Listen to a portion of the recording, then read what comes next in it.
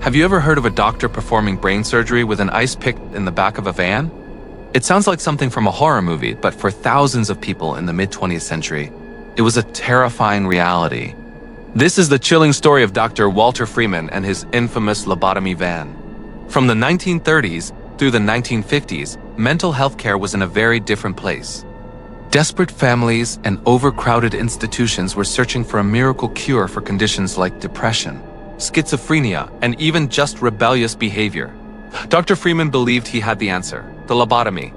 He developed a procedure called the transorbital lobotomy, which was disturbingly simple.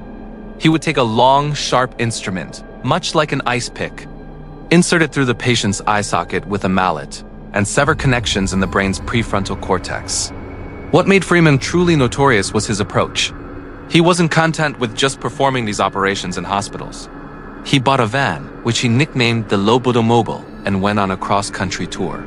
He would drive from one asylum to another, performing dozens of these procedures a day in an assembly line fashion. He saw himself as a pioneer, bringing his cure to the masses. He even invited the media to photograph his work, proudly posing with his tools. He would often perform 2 lobotomies at once, one with each hand, to show off his speed and skill. The problem was, this cure was a catastrophe. While a small number of patients seemed calmer afterward, many were left in a permanently childlike or vegetative state. They lost their personalities, their memories, and their ability to function independently. Freeman's most famous failure was Rosemary Kennedy, sister of President John F. Kennedy, who was left incapacitated for the rest of her life after the procedure. Despite the devastating outcomes, Freeman performed an estimated 3,500 lobotomies, leaving a trail of broken lives in his wake. His methods were eventually discredited with the development of modern psychiatric medications.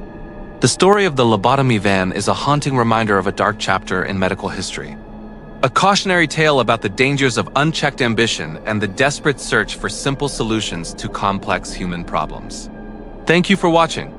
If you found this story as fascinating as I did, please hit that like button and subscribe for more deep dives into the stranger side of history.